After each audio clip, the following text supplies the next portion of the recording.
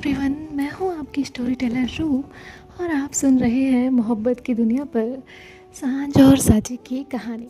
आपने इनके पिछले पार्ट में सुना था कि जो आर्यन है वो परफेक्ट हस्बैंड बनने की कोशिश कर रहा था। अब हम आगे सुनते हैं। अब ऐसे ही रात हो गई, सब डिनर के लिए बैठे थे। आर्यन लगातार आज साची से बात कर रहा था। ये सब्जी ट्राई करो, तुम खाना कम क्यों खा रही हो, ये खाओ, वो करो। हर बात में कंसर्न दिखा रहा था, हर बात में केयर। उसकी माँ को ये सब देख के बहुत अच्छा लग रहा था कि फाइनली उसके और साची के रिश्ते में नज़दीकियाँ बढ़ रही हैं। लेकिन सांझ, वो चुप थी, बिल्कुल चुप। उसने आज पहली बार आर्यन और साची को साथ देखा था। उसे तकलीफ़ तो बहुत हो रही थी, लेकिन वो खुश थी क्योंकि जिस लड़की से वो प्यार करती थी, अगर वो खुश हो तो उसके हिस्से भी खुशी ही आएगी। ये सोच सांझ ने बना ली थी। लेकिन दिल इतना समझदार नहीं होता, और सांझ का दिल भी नहीं था। उसने हंसने की कोशिश तो की, आर्यू के साथ मजाक किया, सबके सामने नॉर्मल बनी रही, लेकिन अंदर ही अंदर सब टूट चुका था। रात को सब अपने अपने रूम में गए। सांझ अपने रूम की बालकनी में थी। नीचे अंधेरा था, हवा चल रही थी, और उसके दिल दिमाग में सिर्फ एक चेहरा था, सांची। आज डिनर टेबल पे वो सच में खुश लग रही थी, और ये बात सांझ को सुकून दे रही थी, और दर्द भी। उसने आंखें बंद की और खुद से कहा, यही तो चाहता ना कि वो खुश रहे, फिर तकलीफ़ क्यों हो रही है। लेकिन कोई जवाब नहीं था। दूसरी तरफ नैना अपने रूम में थी, और शायद उसकी हालत भी इन सब से अलग नहीं थी, क्योंकि वो सब देखकर कुछ नहीं कर सकती थी। सब समझ रही थी और कुछ कर भी नहीं सकती थी। आज डिनर टेबल पे जब आर्यन साची का ख्याल रख रहा था, तब उसकी मम्मी की आंखों में जो खुशी थी, साची के चेहरे की वो मुस्कान, और सांझ जो सब चुपचाप देख रही थी, ये सब सोच रही थी। फिर उसे वो कैफ़े याद आ रहा था, वो लड़की, वो हाथ पकड़ना, वो नज़दीकियाँ, और फिर आज ये नाटक। उसे बहुत गुस्सा भी आ रहा था। वो खुद से कहती है, तुम ऐसे कैसे कर सकते हो आर्यन? अगर तुम सांची से प्यार नहीं करते तो उसके साथ ये सब क्यों? और अगर करते हो तो फिर वो लड़की कौन थी? उसका दिल कर रहा था वो सबको सब सच बता दे, लेकिन फिर उसके सामने सांझ का चेहरा आता है और वो रुक जाती है, क्योंकि अगर ये सांझ को पता चला तो सबसे ज़्यादा वही टूटने वाली थी, क्योंकि उसने अपनी हर उम्मीद को मार के सिर्फ चुप्पी को अपने पास रखा था। और अब उसे पता चलता कि साची के साथ धोखा हो रहा है तो उसे कभी भी बर्दाश्त नहीं होता। उस रात एक रूम में आर्यन चैन से सो रहा था, जैसे सब नॉर्मल है। दूसरी तरफ एक कोने में बैठी सांची अपनी नई ज़िंदगी के बारे में सोच रही थी। अब अगली सुबह सब उठ गए थे। आर्यन ने सुबह सांची के लिए चाय बनाई, जिसे देख के उसकी माँ बोली, वाह मेरे बेटे, तुम तो बहुत ज़्यादा बदल गए हो। तो सांची इस सब से बहुत अनकंफर्टेबल हो रही थी। उसके लिए ये सब बहुत नया था, बहुत अलग था, क्योंकि वो जानती थी ये सब सिर्फ घर वालों के सामने है। सब लोग ऑफिस के लिए चले जाते हैं और बाकी के लोग अपना अपना काम कर रहे थे। अब ऐसे ही शाम का वक्त हो जाता है। सब लोग हॉल में बैठे हुए थे। आर्यू अपनी कार लेके पूरे घर में घूम रहा था। सांची सोफे पे बैठी थी, उसके हाथ में चाय का कप था। तभी आर्यू की कार सोफे के नीचे चली जाती है। वो तुरंत ज़मीन पे बैठ जाता है और कहता है, अले मेरी कार फंस गई, सांझ आओ ना। सांझ तुरंत उसके पास आई और वो भी उसके साथ बैठ गई। वो उसे कहती है, पीछे हट। तो आर्यू कहता है, मैं निकालूंगा। तो सांझ कहती है, नहीं निकलेगी, हट तू। तो आर्यू कहता है, निकलेगी, देखो। 5 मिनट तक थोड़ी सी मशक्क़त करने के बाद फाइनली सांझ कार बाहर निकाल लेती है और दोनों हाथ हवा में उठाकर कहती है, यस मैंने निकाल ली, जैसे कोई वर्ल्ड कप जीत लिया हो। आर्यू भी उसके साथ चिल्लाने लगता है। उसकी मम्मी कहती हैं, ये लड़की पता नहीं कब बड़ी होगी। तो सांझ कहती है, मम्मी मैं बड़ी ही हूँ। सब हंस रहे थे। सांची के भी फेस पे स्माइल थी। कुछ देर बाद सब लोग बातों में लग गए। सांझ वहीं एक सोफे पे बैठी चाय पी रही थी। तभी सांची की नज़र उस पर जाती है। वो तुरंत अपनी नज़र हटा लेती है। ऐसा वो 2 से 3 बार करती है। वो खुद को रोकती है और कहती है, मैं बार बार उसकी तरफ क्यों देख रही हूँ। सच तो ये था कि पिछले कुछ दिनों में सांची ने सांझ को बहुत ध्यान से देखना शुरू किया था। वो ये सब जानबूझ के नहीं कर रही थी, बस हो रहा था। कभी आर्यो के साथ मस्ती करते वक्त, कभी उसकी मम्मी को हंसाना, कभी भाभी को परेशान करना, कभी पूरे घर को सर पे उठा लेना, और फिर कभी कभी बिल्कुल चुप हो जाना, जैसे दिल में बहुत कुछ छुपा हो। ये बात सांची को सबसे ज़्यादा अजीब लग रही थी, क्योंकि सांझ उसको 2 अलग लोगों जैसी लगती थी। एक वो जो सबके सामने रहती थी, और एक वो जो कभी उसकी नज़रों में आ जाती थी। तभी आर्यो की आवाज़ आती है, सांझ भूख लगी है। तो सांझ कहती है, मुझे क्यों बता रहा है। तो आर्यो कहता है, आप मुझे खिलाओ। तभी सांझ कहती है, मैं खुद बच्ची हूँ। तो आर्यो कहता है, नहीं हूँ। सांझ कहती हूँ। अब इस पे ये दोनों फिर लड़ने लगते हैं। सांची इन दोनों को देख के फिर हंसने लगती है, और फिर उसने महसूस किया आसाम में वो जितनी बार हंसी उसमें आधी वजह तो सांझ ही थी। ये बात उसने आज पहली बार नोटिस की थी।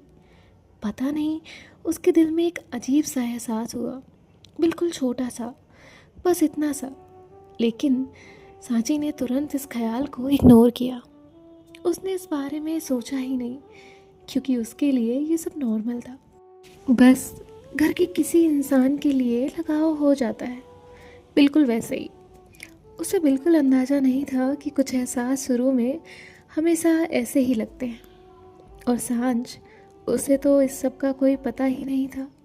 वो अब भी वही कर रही थी, खुद को सांची से दूर रखने की कोशिश। हर नज़र संभालना, हर एहसास छुपाना, और हर मुस्कान के बाद खुद को याद दिलाना कि ये आर्यन की वाइफ है। शाम धीरे धीरे रात में बदल रही थी। बाहर अंधेरा हो चुका था। घर के अंदर अभी भी हंसी मजाक चल रहा था। आर्यू अपनी कार लेके पूरे घर में रेस कर रहा था, और सांझ उसकी कमेंटेटर बनी हुई थी। सांझ सोफे पर खड़ी हुई और कहा, ladies and gentleman, welcome to the biggest race of the century, red versus red car. Red और रेड कार के बीच में कड़ी टक्कर। अब तभी राघव ने हंसते हुए कहा, ये दोनों ही रेड क्यों है। सांझ कहती है, आई थिंक बजट कम था। अब सब लोग हंसने लगते हैं। सांची भी हंस रही थी।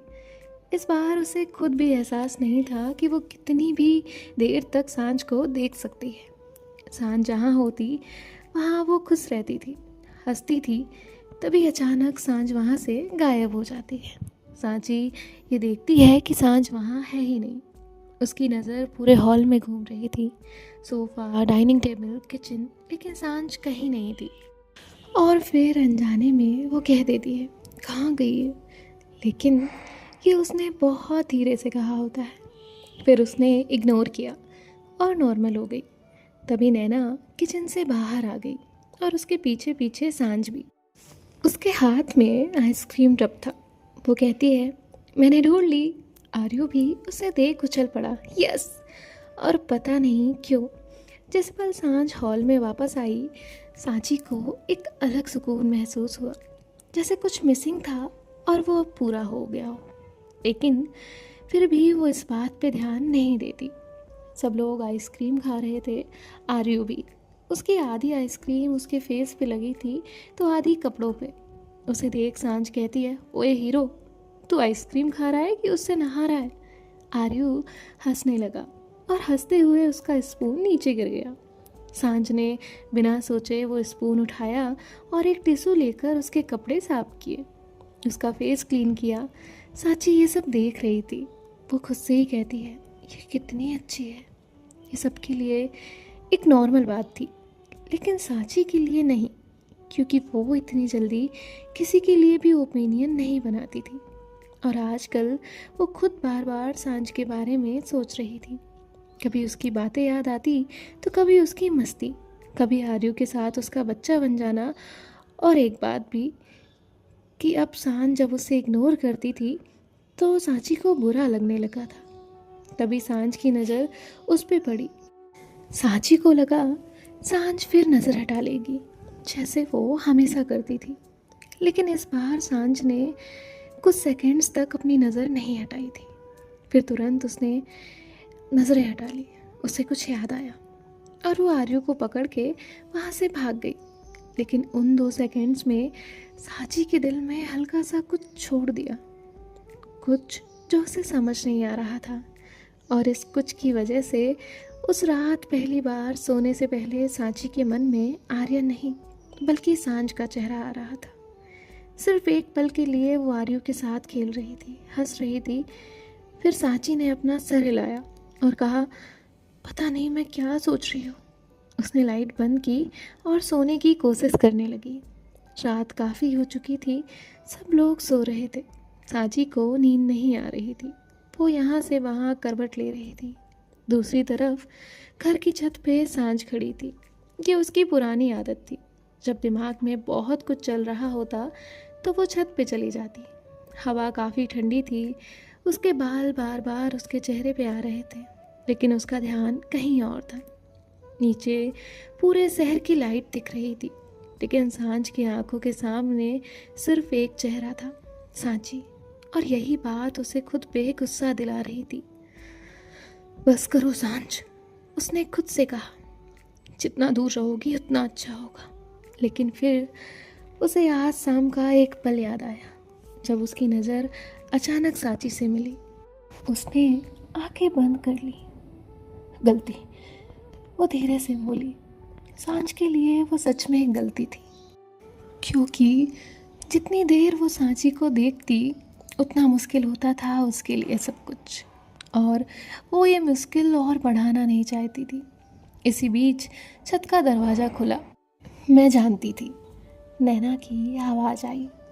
सांझ मुड़कर स्माइल करने लगी तो सांझ ने कहा, क्या? नैना ने कहा, यही कि तुम यहीं होगी। नैना उसके पास आकर खड़ी हो गई। नैना ने कहा, नींद नहीं आ रही क्या?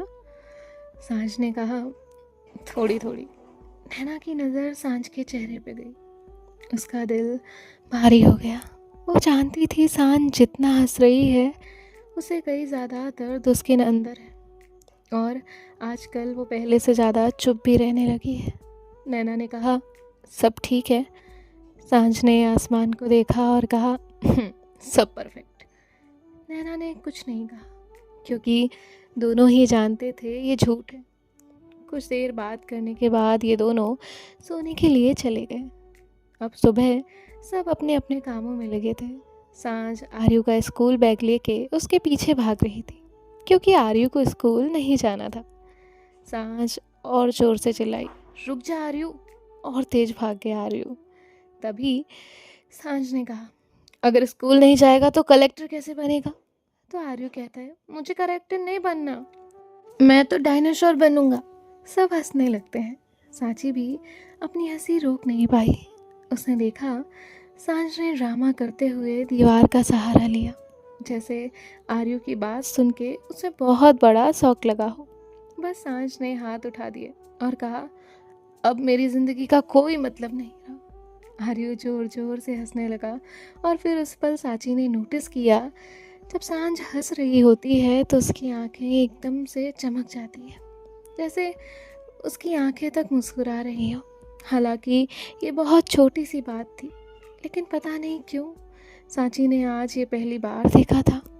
वो उसी हंसी को बार बार देख रही थी, और फिर जब सांझ ने अचानक से उसकी तरफ देखा तो उसने तुरंत अपनी नज़रें कहीं और फेर ली।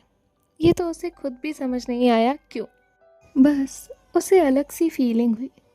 थोड़ी देर बाद सब अपने अपने काम के लिए चले जाते हैं। अब रोज़ की तरह सांझ, नैना, सांची और उनकी मम्मी ही थे। सांची सोफे पे बैठी थी, अपना फ़ोन चला रही थी। तभी सांझ सीढ़ियों से नीचे आई। उसके हाथ में लैपटॉप था, कान में ईयरफोन्स। वो आज चुप थी, कोई मजाक मस्ती करते हुए नहीं आई थी। वो आकर सीधे डाइनिंग टेबल पे बैठ गई। उसने अपना लैपटॉप ओपन किया और काम करने लगी। सांची ने अनजाने में उसकी तरफ देखा। सांझ पूरी तरह से अपना ध्यान लैपटॉप में लगाकर काम कर रही थी। अब तक सांची के सामने कई फेस आए थे, एक शरारती मस्तीखोर, तो कभी उदास चुप, और आज ये प्रोफेशनल फोकस सीरियस। और पता नहीं क्यों सांची को उसे देखकर क्यूरियोसिटी होने लगी थी। ये करती क्या है पूरा दिन, इसके सपने क्या हैं, ये इतनी बार घर से बाहर क्यों रहती है। आज पहली बार उसके मन में सांझ को लेकर सवाल आए थे। अभी तक वो सांझ को सिर्फ देखती ही थी, लेकिन आज उसका मन किया कि वो सांझ के बारे में जाने। तभी नैना किचन से बाहर आई और वो सीधे सांझ के पास गई। उसने उसके लैपटॉप में देखा और सांझ से कहा, अभी तक वही प्रोजेक्ट? सांझ ने बिना उसकी तरफ देखे कहा, हाँ, कल सबमिट करना है। तो नैना कहती है, तभी आज शांत हो। सांझ कहती है, मैं हमेशा शांत रहती हूँ। ये सुन के नैना और दूर बैठी सांची दोनों हंस पड़े। डाइनिंग टेबल पे लैपटॉप खोलकर सांझ अपने काम में इतनी डूबी थी कि आसपास क्या हो रहा है इसका कोई अंदाज़ा तक उसे नहीं था, और उससे उसको कोई फ़र्क नहीं पड़ रहा था। कभी वो कोई फाइल ओपन करती तो कभी कुछ टाइप करती, कभी कुछ डिलीट करती तो कभी दोबारा लिखती। सांची हॉल के सोफे पे बैठी फ़ोन चला रही थी। फ़ोन हाथ में था, लेकिन 10 मिनट से एक ही वीडियो लूप में चल रही थी। उसका पूरा ध्यान डाइनिंग टेबल की तरफ ही था। वो हर बार खुद को समझाती, मैं बस देख रही हूँ, उसमें क्या है। सच भी था, वो बस देख ही रही थी। तभी सांझ ने अपना सर पीछे की तरफ झुकाया और गर्दन घुमाई। उसे देख नैना कहती है, सुबह से बैठी हो? तभी सांझ कहती है, हाँ। तभी नैना कहती है, गर्दन में प्रॉब्लम होगा। तभी सांझ कहती है, प्रोफेशनल लोगों का प्रॉब्लम आप नहीं समझेंगी। तो नैना उसे एक चम्मच फेंक के मारती है, हालांकि वो चम्मच उस तक पहुंचता भी नहीं। तो सांझ कहती है, भाभी, मारने का इरादा है क्या? तो नैना हंसती है और कहती है, नहीं, तुम्हें मार के मैं कैसे जीऊंगी। तो सांझ हंसती है। तभी उसका ध्यान वहाँ बैठी सांची पे जाता है और वो कहती है, किसी एक के लिए ज़िंदगी रुकनी नहीं चाहिए। तभी नैना बाहर आती है और कहती है, क्या कहा? तो सांझ अपने ख्याल से बाहर आती है और कहती है, कुछ नहीं भाभी, मैं तो बस ऐसे ही। तब दोपहर का वक्त हो रहा था। सांझ अभी भी लैपटॉप में काम कर रही थी। सांची को नैना ने कुछ सामान स्टोर रूम में रखने कहा था, तो वो वहाँ गई हुई थी। वहाँ जाने के बाद वो देखती है कि वहाँ कुछ पुराने बॉक्सेस, एल्बम्स और बुक्स रखी हुई हैं, और भी बहुत सारा सामान था। सांची ने सामान रखा, तभी उसकी नज़र एक कार्टून पे पड़ी जो आधा खुला हुआ था। उसमें कुछ फ़ोटोग्राफ्स रखी हुई थी, पुरानी फैमिली फ़ोटोज़। वैसे तो सांची को किसी की प्राइवेट चीज़ें देखने की आदत नहीं थी, लेकिन फ़ोटोज़ ऊपर ही रखी थी और उसमें एक छोटी सी लड़की थी, बिखरे बाल, गंदे कपड़े, मुंह पे लगी मिट्टी। सांची को उसे पहचानने में 1 सेकंड ही लगा। उसने तुरंत कहा, सांझ, और उस फोटो के नीचे मार्कर से लिखा था, आज सांझ ने फिर लड़ाई की। सांची हंस पड़ी। उसने दूसरी फोटो उठाई। इस बार सांझ स्कूल यूनिफॉर्म में थी, लेकिन उसका हाथ प्लास्टर में था। नीचे लिखा था, साइकिल से गिरने के बाद भी बनी हुई हीरो। सांची की हंसी और बढ़ गई, पता नहीं क्यों, पर उसने और फोटोज़ देखना शुरू किया। हर फोटो में सांझ अलग थी, कभी शरारती, कभी ज़िद्दी, कभी पूरी फैमिली को परेशान करती हुई। और अब सांची को एहसास हुआ कि वो पिछले आधे घंटे से बस सांझ की फ़ोटोज़ ही देख रही है। तभी पीछे से आवाज़ आई, अच्छा। तो सांझ तुरंत चौंक गई। पलट कर देखा तो वहाँ नैना थी। नैना कहती है, अच्छा, तो रिसर्च चल रही है। सांझ थोड़ी ऑकवर्ड हो गई। वो कहती है, नहीं, मैं बस। नैना हंसने लगी। तभी सांची ने कहा, मैं बस फ़ोटोज़ देख रही थी। तो नैना कहती है, सिर्फ फ़ोटोज़ सांची? सांची को कुछ समझ नहीं आ रहा था, नैना हंस क्यों रही है। उसने वो सारे फ़ोटोज़ तुरंत वापस रख दिए। तभी नैना ने एक एल्बम निकाला और उसकी तरफ बढ़ा दिया और कहा, ये देखना। तो सांची ने कहा, ये क्या है? तो नैना ने हंसते हुए कहा, सांझ का एम्बैरेसिंग कलेक्शन है। सांची हंस पड़ी। उसने वो एल्बम खोली तो पहली फ़ोटो में छोटी सी सांझ मूंछ बनाकर खड़ी हुई थी। दूसरे में अपनी मम्मी को लिपस्टिक लगा रही थी। तीसरी फोटो में वो स्कूल फंक्शन में बंदर बनी हुई थी और हर फोटो के साथ कोई फनी कहानी जुड़ी हुई थी। नैना उसे हर फोटो का बैकग्राउंड बता रही थी, जिससे सांची बड़े ध्यान से सुन रही थी, क्योंकि उसे पहली बार कोई सांच के बारे में बता रहा था। उसकी बचपन की हरकतें, उसकी ज़िद, उसकी पसंद, उसकी नापसंद, और सांची को पता ही नहीं चला कि कब 1 घंटा हो गया। तभी नैना ने कहा, वैसे सांच बचपन से ऐसी नहीं थी। तो सांची कहती है, मतलब? उसके बाद नैना ने एक फ़ोटो दिखाई। उसमें सांच 14 से 15 साल की थी। चेहरे पे मुस्कान थी, लेकिन वो आज वाली सांच से बिल्कुल अलग थी। नैना ने वो फ़ोटो सांची की तरफ बढ़ाई और कहा, ये देखो, इस फोटो को देखकर लगता है ये वही लड़की है जो पूरे घर को सर पे उठाकर रखती होगी। सांची ने वो फोटो दोबारा देखी और अपना सर ना में हिलाया। सो नैना जो है वो मुस्कुराई। और अब नैना ने आगे क्या कहा और क्या बताएगी वो सांच के बारे में, ये नेक्स्ट पार्ट में जानते हैं। सो मिलते हैं नेक्स्ट पार्ट में। बाय बाय, टेक केयर, ख्याल रखिएगा, राधे राधे।